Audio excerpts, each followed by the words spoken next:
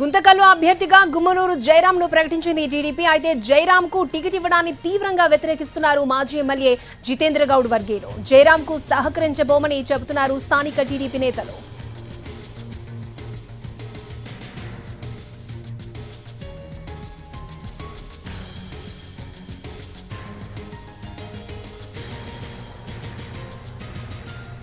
గుంతకల్లు అభ్యర్థిగా గుమ్మనూరు జయరాం ను ప్రకటించింది టీడీపీ. అయితే జయరాం కు టికెట్ ఇవ్వడాన్ని తీవ్రంగా వ్యతిరేకిస్తున్నారు మాజీ ఎమ్మెల్యే జితేంద్ర గౌడ్. మరి దీన్ని అధిష్టానం ఏ విధంగా ట్యాకిల్ చేస్తుందనేది చూడాలి. రైట్, ఇదే అంశానికి సంబంధించి మరిన్ని అప్డేట్స్ మా ప్రతినిధి శ్రీనివాస్ మనకి అందిస్తారు. శ్రీనివాస్, గుంతకల్లుకు సంబంధించి గుమ్మనూరు జయరాం అభ్యర్థిత్వాన్ని గత కొన్ని రోజులుగా స్థానికంగా ఉన్న మాజీ ఎమ్మెల్యే జితేంద్ర గౌడ్ తీవ్రంగా వ్యతిరేకిస్తున్న పరిస్థితి ఉంది.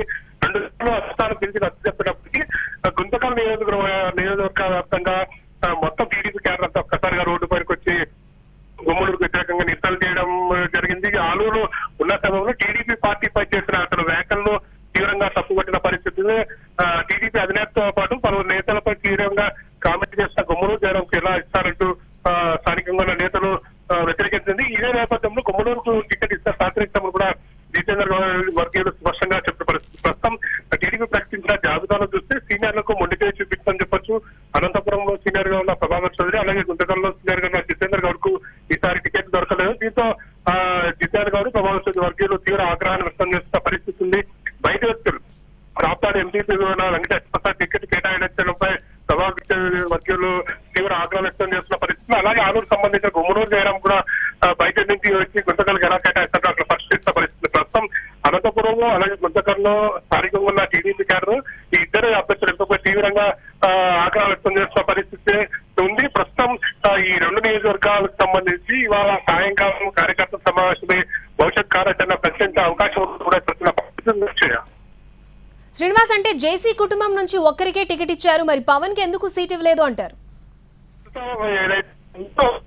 అనంతపురం పార్లమెంట్ సంబంధించి హిందూపురం సంబంధించిన అంబికా లక్ష్మీనారాయణకు అనంతపురం పార్లమెంట్ అభ్యర్థిగా టికెట్ కేటాయి బోయ సామాజిక వర్గాల వారిగా క్యాష్ రిక్వెస్ట్ చేసిన అధిష్టానం అంబికా లక్ష్మీనారాయణ ఏదైతే ఉందో నెల రోజుల కిందట మాజీ ఎమ్మెల్యే జేసీ ప్రభాకర్ రెడ్డి అలాగే పవన్ కుమార్ రెడ్డి చంద్రబాబు కలిసి టికెట్ ఇవ్వాలని చెప్పి కోరినప్పటికీ మొండి చేసి చూపిస్తుందని చెప్పవచ్చు. చివరకు బీసీకి ఇస్తామని చెప్పి ప్రకటించి హిందూపురం సంబంధించిన అంబికా లక్ష్మీనారాయణ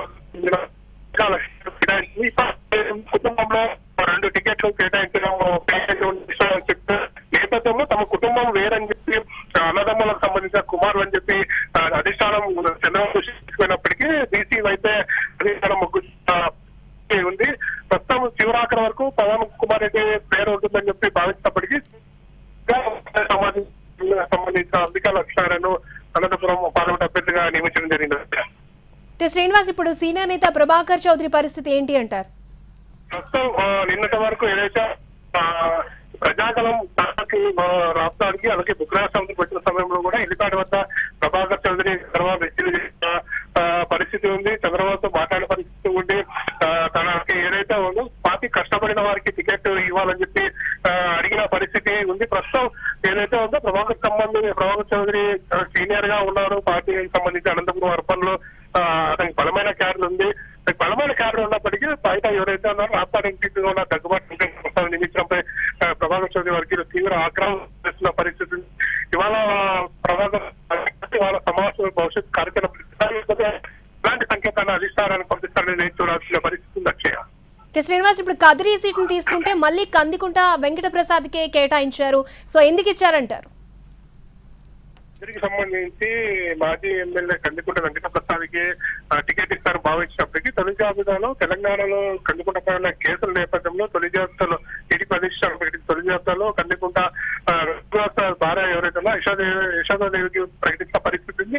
అయితే ఆ తర్వాత టికెట్ ప్రకటించిన 2-3 రోజుల తర్వాత తెలంగాణలో ఇతర పైన కేసులు కొట్టడంతో అతనికి మార్గం సుగమం చెప్పవచ్చు. నిన్న కదిరి ప్రజాగతం సభకి రాత్రి వచ్చిన సమయంలో కూడా రాత్రి సభలోనే నేరుగా కందికుంట వెంకట ప్రసాద్ లో ఆశీర్వదించాలంటూ చంద్రబాబు రాత్రి సూచనప్రాయంగా చెప్పిన పరిస్థితి ఉంది. అంటే నిన్ననే అభ్యర్థి మార్పు తప్పదని చెప్పి చంద్రబాబు స్పష్టంగా ప్రజాగల సభలో కార్యకర్తలు చెప్పిన పరిస్థితి ఉంది. ఈ నేపథ్యంలోనే కేసులు కొట్టడంతో కందికుంట వెంకట ప్రసాద్ కదిరి లైన్ క్లియర్ అని చెప్పొచ్చు. ఈ నేపథ్యంలో అభ్యర్థి ఎవరైతే ఉన్నారో ఆయన భార్య కాకుండా కందికుంట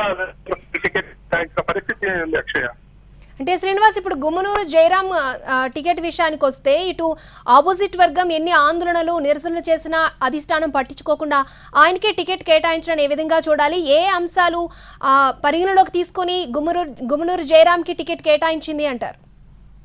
ప్రధానంగా ఆలూరు సంబంధించిన గుమ్మనూరు జయరాము వైసీపీలో ఉన్నప్పుడు చేసిన వ్యాఖ్యలు ఏదైతే ఉందో చంద్రబాబు నాయుడుతో పాటు మిగతా నేతలపై చేసిన వ్యాఖ్యలు గుంతకలకు సంబంధించి ఆలూరుకి గుంతకలకు కొన్ని కిలోమీటర్లు ఆలూరు గుంతకలు సమీపంలో ఉంటాయని చెప్పవచ్చు. బోయ సమాజ వర్గానికి సంబంధించిన నేతలు గుంతకల్లో ఎక్కువగా ఉంటారు. ఆ ఉద్దేశంతోనే ఆలూరు సంబంధించిన వైసీపీ రిజైన్ చేసిన తర్వాత గుమ్మనూరు జయరాం ఆలూరు నుంచి గుంతకల్ కావాలని కోరిన పరిస్థితి. అయితే గుంతకల్లకు జయరాం రాకర పరిస్థితుల్లో అక్కడ ఉన్న స్థానిక నేతలు తీవ్రంగా వ్యతిరేకించారు. గుమ్మనూరు జయరాం ఎటువంటి పరిస్థితుల్లో టికెట్ ఇవ్వద్దని చెప్పిన పరిస్థితి. ఎందుకంటే ఆలూరు గుమ్మనూరు సోదరులు పైన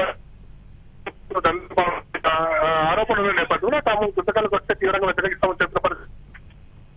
అనంతపురం పార్లమెంట్ కు సంబంధించి ప్రధానంగా ఓకే శ్రీనివాస్.